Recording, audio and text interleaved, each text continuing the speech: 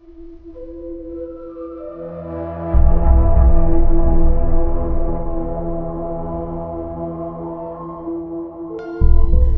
ചരിത്രത്തിൽ ഇതാദ്യമായി ഈശ്വര ശക്തികൾക്ക് ജീവചൈതന്യം കൊടുക്കുന്ന ഏക സ്ഥലം. ഇതൊരു ചരിത്രത്തിലും രേഖപ്പെടുത്തിയിട്ടില്ല. ഇതിനു മുൻപ് കേട്ട് കേൾവി പോലുമില്ല.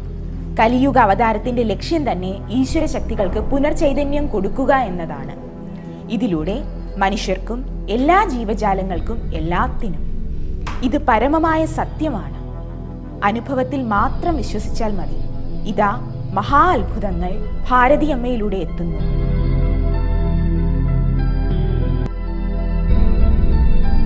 ജാതിമത ഭേദങ്ങൾ ഒന്നും തന്നെയില്ല. ആർക്കാണോ ഈ മഹാഭാഗ്യം ഏറ്റുവാങ്ങാൻ വിധിയുള്ളവർ അവർ വരട്ടെ. അനുഭവത്തിലൂടെ അവനവന്റെ മനസ്സിലെ കറകൾ ഇല്ലാതാക്കി ഭഗവാനിൽ അർപ്പിച്ച് ഈ മഹാഭാഗ്യം ഏറ്റുവാങ്ങുക. ഈ സത്യം അനുഭവിച്ചറിയുക.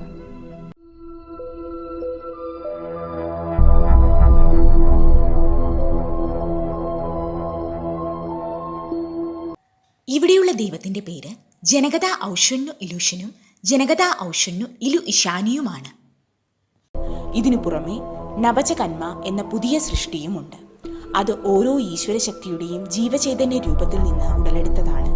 ഈ നവചകന്മ ഇവിടെ വരുന്ന ഓരോ സ്ത്രീകളുടെയും ശരീരത്തിൽ പ്രവേശിക്കുന്നു. അവരിൽ നിന്ന് ഈ സൃഷ്ടി ഭാരതിയമ്മയുടെ ശരീരത്തിൽ പ്രവേശിച്ച് ചൈതന്യമെടുക്കുന്നു. അത് ഇവിടെ വരുന്ന എല്ലാവർക്കും അറിയാം. അനുഭവത്തിലൂടെ മാത്രം വിശ്വസിച്ചാൽ മതി. ഈ മഹാഭാഗ്യം ഏറ്റുവാങ്ങാൻ വിധിയുള്ളവർ വരട്ടെ. ഇപ്പോഴും ഭഗവാൻ എൻ്റെ അടുത്ത് പറഞ്ഞത് അല്പജ്ഞാനത്തിനെ കുറിച്ചുള്ള കാര്യം പറയണമെന്നാണ്. അല്പജ്ഞാന ആപത്ത്, ഇതൊരു പഴമൊഴിയാണ്. പഴമൊഴിയിൽ ഒരിക്കലും കള്ളം ഉണ്ടാവില്ല. പക്ഷെ ആ അല്പജ്ഞാനം ആപത്ത് എന്ന് ഉദ്ദേശിച്ചത് നമ്മൾക്ക് എത്ര അറിവുണ്ടോ അതിൻ്റെ അളവിൻ്റെ കുറവ് അല്ലെങ്കിൽ ആ അളവിൻ്റെ കൂടുതൽ, അതാണ് അല്പജ്ഞാനത്തിൻ്റെ ആ ഉദ്ദേശിക്കുന്നത്. ഒരിക്കലും നമുക്ക് അറിവ് പൂർത്തീകരിക്കാൻ പറ്റില്ല. ഏതെങ്കിലും ഒരു വിഷയം നമ്മളെടുത്ത് അത് പൂർത്തിയാക്കി പഠിക്കണം എന്ന് ആരെങ്കിലും ആഗ്രഹിച്ചിട്ടുണ്ടെങ്കിൽ അതൊരിക്കലും നടപ്പിലാക്കാൻ പറ്റില്ല. കാരണം ഒരു കാര്യത്തിൽ തന്നെയുള്ള ഒരു വിഷയത്തിൽ തന്നെയുള്ള കാര്യങ്ങൾ നമുക്ക് ഗ്രഹിക്കുക എന്നത് അസാധ്യമാണ്. അതൊന്നും പൂർത്തീകരിക്കാനും സാധ്യമല്ല. പക്ഷെ നമുക്ക് നേടാം, കൂടുതൽ നേടാം എന്ന് മാത്രമേ ഉള്ളൂ. പക്ഷെ അല്പജ്ഞാനം ആപത്ത് എന്ന് പറയുന്നത് 100% സത്യമാണ്. അത് ഒരു കാര്യത്തിൽ ഒരല്പം അറിവ് നമുക്ക് കിട്ടുമ്പം നമ്മൾ വിചാരിക്കും അത് പൂർത്തിയായി. ആ അറിവ് കൊണ്ട് നമുക്ക് എന്ത് നേടാൻ കഴിയും, ആ അറിവിലൂടെ നമ്മൾ നേടുന്നതെല്ലാം കറക്റ്റാണ് അല്ലെങ്കിൽ സത്യമാണ് എന്ന് നമ്മൾ തന്നെ തീരുമാനിക്കുമ്പോഴാണ് ആ അറിവ് വെച്ച് നമ്മൾ ചെയ്യുന്ന കാര്യം ആപത്തിലോട്ട് കടക്കുന്നത്. ഒരിക്കലും അല്പജ്ഞാനം ആപത്തല്ല. അല്പജ്ഞാനത്തിൽ നിന്ന് മാത്രമേ കൂടുതൽ നമുക്ക് ജ്ഞാനം ഉണ്ടാക്കിയെടുക്കാൻ പറ്റുള്ളൂ. ഏതൊരു വ്യക്തിയാണോ തനിക്ക് കിട്ടിയിരിക്കുന്ന ഈ അറിവ് വികസിപ്പിക്കണം എന്ന് തോന്നി മുന്നോട്ട് പോകുമ്പം അതിൻ്റേതായ ഭാഗ്യവും ഫലവും കിട്ടും. അയ്യോ, എനിക്ക് കിട്ടിയത് ഈ അറിവ് പൂർത്തിയായി കഴിഞ്ഞു എന്നാരാണോ വിചാരിക്കുന്നത് അവർക്കത് പൂർത്തിയാക്കാനും പറ്റില്ല, മുന്നോട്ട് പോകാനും പറ്റില്ല. കാരണം എനിക്ക് കിട്ടിയ അറിവ് തന്നെ പൂർണ്ണമായി എന്നാണ് ആ മനസ്സിൽ നിറയുന്നത്. അങ്ങനെ ഏതെങ്കിലും ഒരു മനസ്സിൽ നിറയുമ്പോഴാണ് അത് അഹങ്കാരമായി മാറുന്നത്. എനിക്കെല്ലാം അറിയാം, ഞാൻ ചെയ്യുന്നതെല്ലാം ശരി, എന്നിലൊരു തെറ്റും ഇല്ല എന്നുള്ള ബോധം ഉള്ളിൽ നിറയുന്നത്. ഇത്രയും പഠിക്കുമ്പോൾ അയ്യോ ഇനി ഇതിനപ്പുറവും ഉണ്ടല്ലോ, ഇനി ഇതിനെക്കുറിച്ച് എനിക്ക് കൂടുതൽ അറിയണം, കൂടുതൽ അറിഞ്ഞാലേ ഇതെനിക്ക് മുന്നോട്ട് പോകാൻ പറ്റുള്ളൂ. അങ്ങനെ ചിന്തിക്കുമ്പോഴത്തേക്ക് അഹങ്കാരം അവിടെ ഉണ്ടാവില്ല. അപ്പോൾ അഹങ്കാരം ഉണ്ടാവുന്നതും ഇല്ലാത്തതും അവനവൻ്റെ മനസ്സിൽ നിന്നാണ്. ആ മനസ്സിൻ്റെ നിറവിൽ നിന്നാണ്. നമുക്ക് എന്തെങ്കിലും കിട്ടിയാൽ അത് നിറഞ്ഞു, ഈ അർത്ഥത്തിൽ നിറഞ്ഞു എന്നെടുത്താൽ അത് ദോഷം. വേറെ തരത്തിൽ എന്തെങ്കിലും നിറഞ്ഞു എന്നെടുത്താൽ അത് നേട്ടം. അപ്പോൾ ഒന്ന് നിറഞ്ഞു എന്ന് പറയുമ്പോഴത്തേക്ക് ഏത് കാര്യത്തിലാണ് നിറഞ്ഞത്? കുറച്ച് അറിവ് കിട്ടിയ കാര്യത്തിൽ നിറഞ്ഞു എന്നാണോ നമ്മൾ വിചാരിക്കേണ്ടത്? അങ്ങനെ ഒരിക്കലും വിചാരിക്കാൻ പാടില്ല. അറിവ് നിറയേയില്ല. ഇപ്പം കണ്ടുപിടിച്ചിരിക്കുന്ന കമ്പ്യൂട്ടറിൽ തന്നെ അതിൽ നിറയ്ക്കാവുന്നതിൻ്റെ മാക്സിമം നമുക്ക് നിറയ്ക്കാൻ പറ്റും. എത്ര നിറച്ചാലും അത് നിറയുന്നില്ല എന്ന് നമുക്കറിയാം. പക്ഷെ അതിനേക്കാളും എത്രയോ ഇരട്ടിയാണ് നമ്മുടെ കയ്യിലുള്ള നമ്മുടെ തല എന്ന ആ കമ്പ്യൂട്ടർ. ആ തല എന്ന കമ്പ്യൂട്ടറിൽ എത്ര അറിവ് നിറച്ചാലും അതിന് പരിമിതിയേയില്ല. നിറയ്ക്കും തോറും നിറഞ്ഞ് ഇരിക്കും തോറും അതിന് പിന്നെയും സ്ഥലം ആവശ്യം പോലെ കാണും. അതാണ് അതിൻ്റെ പ്രത്യേകത. അത് കണ്ടുപിടിക്കാൻ ആർക്കും കഴിഞ്ഞിട്ടില്ല. അതിന് ഇനിയും എത്ര സ്ഥലം ബാക്കിയുണ്ട് എന്ന് തീരുമാനിക്കാനും ആർക്കും കഴിഞ്ഞിട്ടില്ല. നമ്മൾ കൂടുതൽ ചിന്തിച്ചാൽ കമ്പ്യൂട്ടറിന് എത്ര സ്ഥലമുണ്ട് എന്ന് നമുക്ക് ഒരുപക്ഷെ കണ്ടുപിടിക്കാൻ കഴിഞ്ഞെന്നിരിക്കും. അവനവൻ്റെ തലയിൽ ആ അറിവ് നിറയ്ക്കാനുള്ള സ്ഥലത്തിൻ്റെ ആ അളവ് എത്രയാണ് എന്ന് കണ്ടുപിടിക്കാൻ ഇന്നും ഒരു മനുഷ്യന് സാധിച്ചിട്ടില്ല. അപ്പോൾ സ്വന്തം തലയുടെ അളവ് പോലും മനസ്സിലാക്കാനോ കണ്ടുപിടിക്കാനോ സാധിക്കാത്ത മനുഷ്യരാണ് ഏറ്റവും കൂടുതലും നമ്മുടെ കയ്യിലുള്ളത്. ആർക്കും അത് കണ്ടുപിടിക്കാൻ സാധിച്ചിട്ടില്ല. അത് കണ്ടുപിടിക്കാൻ സാധിക്കുന്നത് ഒരേ ഒരാൾക്ക് മാത്രം, ഈശ്വരൻ എന്ന വൻ ശക്തിക്ക്. ആ ഈശ്വരൻ എന്ന വൻ ശക്തിയെ നമ്മൾ ആരാധിക്കുമ്പം, ആ ശക്തിയുമായിട്ട് നമ്മൾ അടുക്കുമ്പം നമ്മുടെ കുറ്റങ്ങളും കുറവുകളും ഭഗവാൻ മാറ്റി തന്നുകൊണ്ടേയിരിക്കും. കൂടുതൽ നമുക്ക് അതിനോട് അടുക്കുകയും ചെയ്യും. നമ്മുടെ അഹങ്കാരം എന്ന ഒരു ഭാവം തന്നെ നമ്മളിൽ നിന്നും പൂർണ്ണമായി മാറ്റാനും ഭഗവാന് കഴിയും.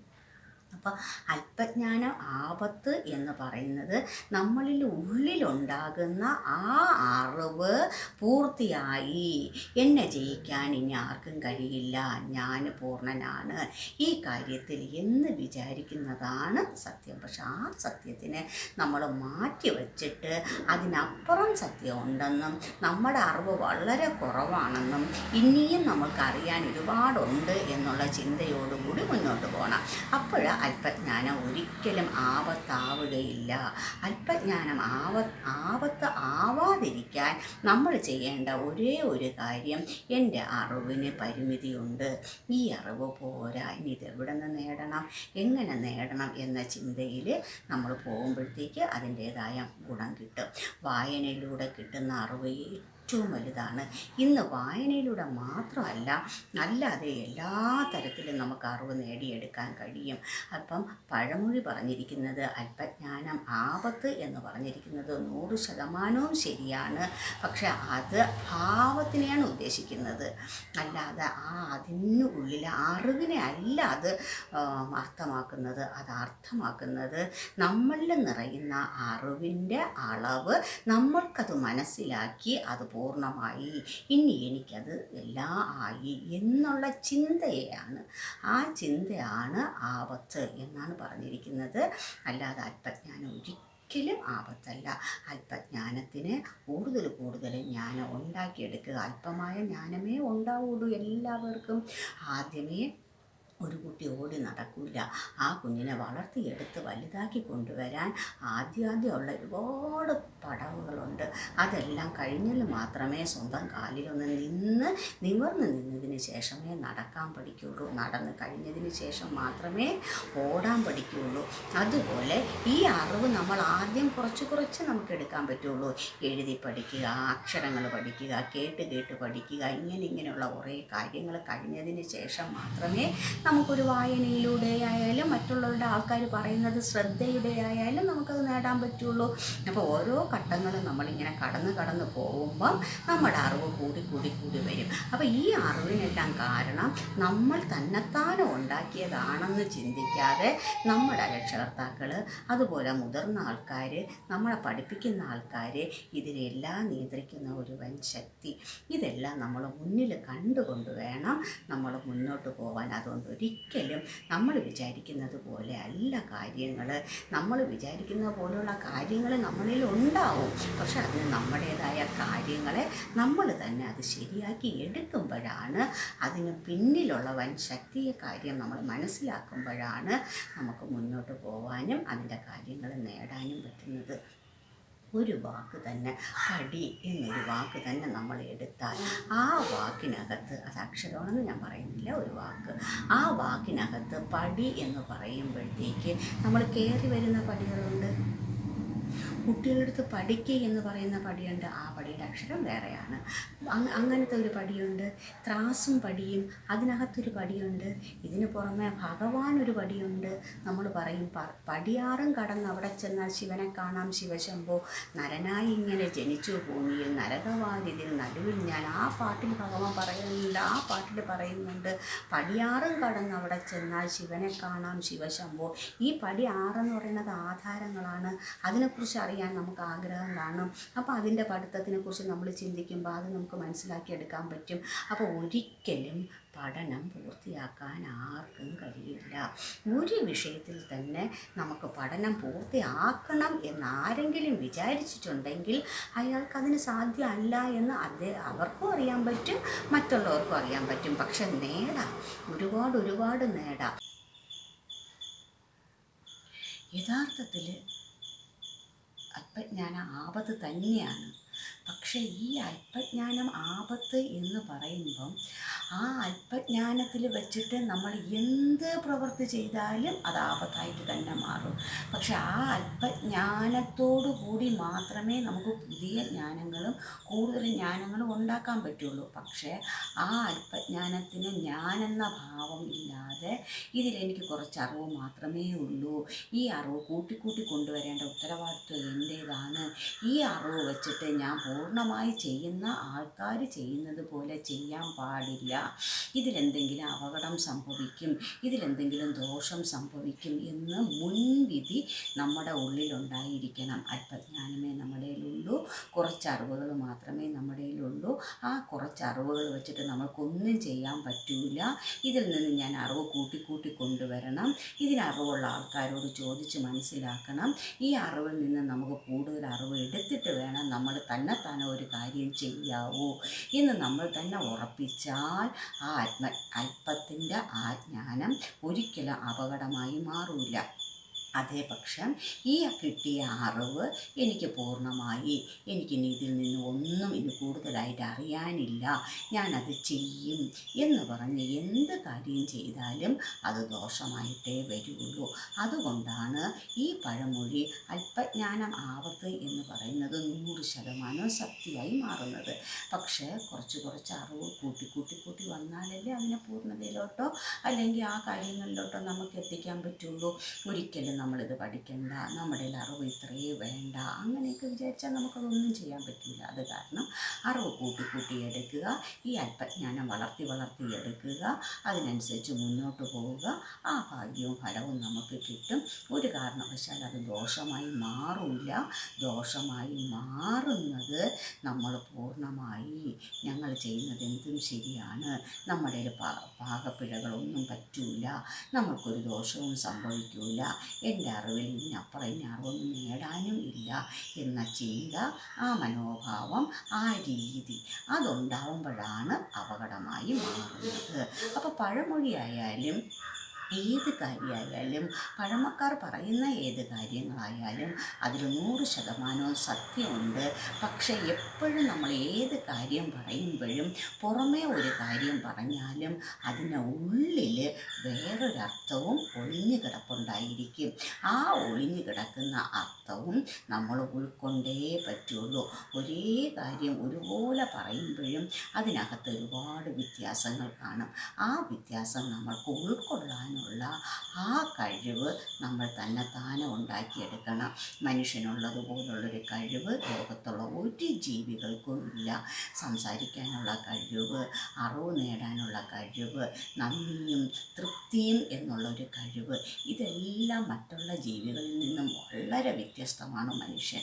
അതുകൊണ്ടാണ് പറയുന്നത് മനുഷ്യനെ ഭഗവാന്റെ രൂപത്തിൽ തന്നെ, ഭഗവാന്റെ ഭാവത്തിൽ തന്നെ, ഭഗവാന്റെ രീതിയിൽ തന്നെ സൃഷ്ടിച്ചത് എന്ന് ആവർത്തിച്ച് പറയുന്നത്. എല്ലാ സൃഷ്ടികളിലും അതിൻ്റേതായ പരിമിതികളുണ്ട്, അതിൻ്റേതായ കുറവുകളുണ്ട്.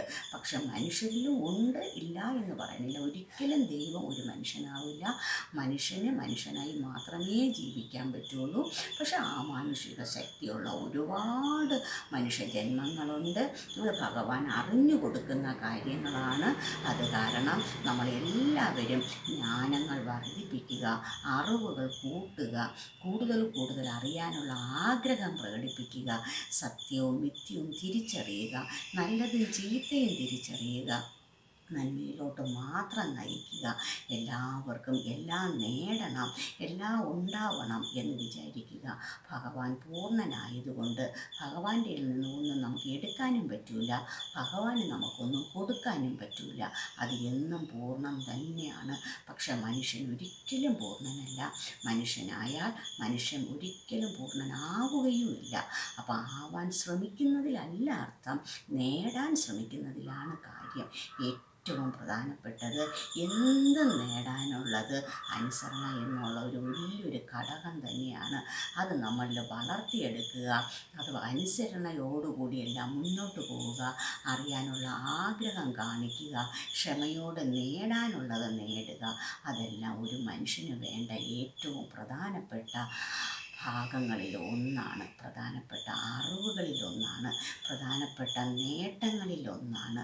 അറിയാനുള്ള ആഗ്രഹം, ക്ഷമയോടെ കാത്തിരിക്കുക, എല്ലാം നേടാനുള്ള ആഗ്രഹം ഉണ്ടാക്കിയെടുക്കുക. ഇതെല്ലാം മനുഷ്യന് വേണം. എന്നാലേ നല്ല പുരോഗതി ഉണ്ടാവുകയുള്ളൂ, നല്ല ഉയർച്ച ഉണ്ടാവുകയുള്ളൂ, എല്ലാ അർത്ഥത്തിലും നല്ല ഭാഗ്യവും ഉണ്ടാവുകയുള്ളൂ. നല്ല മനുഷ്യൻ, ചീത്ത മനുഷ്യൻ എന്ന് വെറുതെ വാക്കുകൾ കൊണ്ടല്ല പറയേണ്ടത്, പ്രവൃത്തിയിലൂടെ വേണം നമ്മളത് കാണിച്ചെടുക്കാൻ. അങ്ങനെ കാണിച്ചെടുക്കുമ്പോഴാണ് മരണശേഷവും നമ്മൾ ആ മനുഷ്യനെ ഓർമ്മിക്കുന്നത്. സത്യം മാത്രമേ നിലനിൽക്കുകയുള്ളൂ, ഉയർച്ച മാത്രമേ വളരുകയുള്ളൂ. എല്ലാത്തിനും നമുക്ക് ഓരോരോ കാരണങ്ങളുണ്ടാവും, കാര്യങ്ങളുണ്ടാവും. എല്ലാം നേടിയെടുക്കുക. അല്പജ്ഞാനം ആപത്തെന്നുള്ളത് 100% സത്യമാണ്. പക്ഷെ അതിൻ്റെ ഉള്ളിലുള്ള ഒരു സത്യം കൂടെ നമ്മൾ മനസ്സിലെടുക്കുമ്പോഴാണ് അത് പൂർത്തിയാവുന്നത്. ഒരു കുട്ടി എൻ്റെ അടുത്ത് ചോദിച്ച ചോദ്യം എന്താണെന്ന് വെച്ചാൽ, നമ്മൾ എന്ത് പഠിച്ചാലും കൺഫ്യൂഷനാണ്. അത് പഠിക്കുമ്പോൾ സംശയം, ഇത് പഠിക്കുമ്പോൾ സംശയം, അതിൽ നമുക്ക് ധാരാളം സംശയങ്ങളുണ്ടാകുന്നു, ഇതിൽ ധാരാളം സംശയങ്ങളുണ്ടാകുന്നു. അപ്പം നമ്മൾ മിണ്ടാതിരിക്കുന്നതല്ലേ ബുദ്ധി എന്നാണ് ആ കുട്ടിയുടെ മനസ്സിലുദിച്ച ഒരു കാര്യം. ഇത് തന്നെയല്ലേ ഏറ്റവും വലിയ വിഡ്ഢിത്തം. നമ്മൾ മിണ്ടാതിരിക്കുന്നതാണ് ഏറ്റവും വലിയ വിഡ്ഢിത്തം. അറിവില്ല, അറിവ് കുറവാണ്. പക്ഷെ ആ അറിവിനെ നമുക്ക് നേടാൻ വേണ്ടി നമ്മൾ കൂടുതൽ ശ്രമിക്കണം. അതിന് പകരം അതിൽ നിന്ന് ഒളിച്ചോടുകയാണ്. ആ ഒളിച്ചോട്ടം ആപത്തിലേ ചെന്നെത്തുള്ളൂ. അവിടെ അറിവെന്ന് പറയുന്നത്, അല്ലെങ്കിൽ അല്പജ്ഞാനം എന്ന് പറയുന്നത് ആപത്ത് തന്നെയാണ്. അങ്ങനെ ഈ അല്പജ്ഞാനത്തിന് ആപത്തെന്നുള്ള വശത്തേക്ക് നമ്മൾ കൊണ്ടുപോവാതെ, ഈ അല്പജ്ഞാനം ഏറ്റവും നല്ലതാണ്, ഈ പടി വച്ചിട്ട് അല്ലെങ്കിൽ ഇതിൽ നിന്നുകൊണ്ട്, ഈ കാര്യത്തിൽ നിന്നുകൊണ്ട്, ഈ അല്പജ്ഞാനമായ ഈ അറിവിൽ നിന്നുകൊണ്ട് ഞാൻ കൂടുതൽ അറിവ് ഉണ്ടാക്കിയെടുക്കണം. അത് എൻ്റെ ഉത്തരവാദിത്വമാണ്. മനുഷ്യജന്മം ഏറ്റവും ശ്രേഷ്ഠമായ ജന്മമാണ്.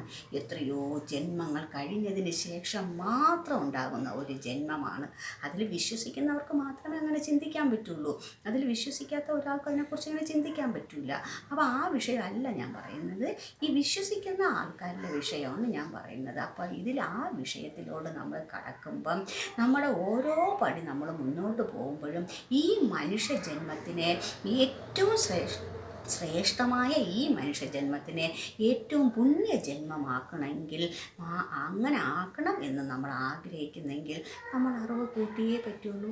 അപ്പോൾ ഒരു വശത്ത് നിന്നുള്ള അറിവ് കിട്ടുമ്പോൾ അത് ഒരു തരത്തിൽ നല്ലതാണെങ്കിൽ, മറുവശത്ത് മോശമാണെങ്കിൽ ആ മോശത്തിനെ നമ്മൾ മനസ്സിലാക്കി അതിൽ നിന്ന് നല്ലതെടുത്ത് വീണ്ടും മുന്നോട്ട് കൊണ്ടുപോകുമ്പം നമുക്ക് കിട്ടുന്ന മഹാഭാഗ്യം അത് എന്താണെന്ന് സ്വയം മനസ്സിലാക്കാൻ പറ്റും. അപ്പോൾ നമ്മൾക്ക് കിട്ടുന്ന അറിവ് നമ്മളിൽ തന്നെ ഒതുക്കി വയ്ക്കാതെ മറ്റുള്ളവരിലേക്കും പകർന്നു കൊടുക്കണം. ഒരാൾക്ക് അറിയുന്ന കാര്യം വേറൊരാൾക്ക് അറിയണമെന്ന് ഒരു നിർബന്ധമില്ല. വേറൊരാൾക്ക് നന്നായിട്ട് അറിയുന്ന കാര്യം നമ്മൾക്കതിൻ്റെ ഒന്നും അറിയണമെന്ന് നിർബന്ധമില്ല. അപ്പോൾ അറിവിൻ്റെ അളവ് ആർക്കും തമ്മിൽ അളന്ന് തിട്ടപ്പെടുത്താൻ പറ്റില്ല. പക്ഷേ ഓരോ ഡിഗ്രികളായാലും പിന്നെ ഗ്രാജുവേഷൻ ആയാലും അങ്ങനെ ഇങ്ങനെ എന്തെങ്കിലും കൊടുത്തിട്ട് ഇങ്ങനെ ഒരു അളവ് വയ്ക്കാം എന്ന് മാത്രമേ ഉള്ളൂ. പക്ഷെ ഒരാൾക്കുള്ള അറിവല്ല വേറൊരാൾക്ക്. ഒരു പ്ലംബർക്കുള്ള അറിവായിരിക്കില്ല ഒരു ഇലക്ട്രീഷ്യനുള്ളത്, ഒരു ഇലക്ട്രീഷ്യൻ്റെ അറിവായിരിക്കില്ല ഏതെങ്കിലും ഒരു പണി ചെയ്യുന്ന ആശാരിമാരുടേതായാലും. ഏത് തൊഴിലിനും അതിൻ്റേതായ പ്രാധാന്യമുണ്ട്, ഏത് തൊഴിലിനും അതിൻ്റേതായ മഹത്വമുണ്ട്. നമ്മൾ ചെയ്യുന്ന ജോലിയിൽ നമ്മൾ തന്നെ ദൈവത്തെ കണ്ടാൽ അത് നമ്മുടെ അന്നമാണ്.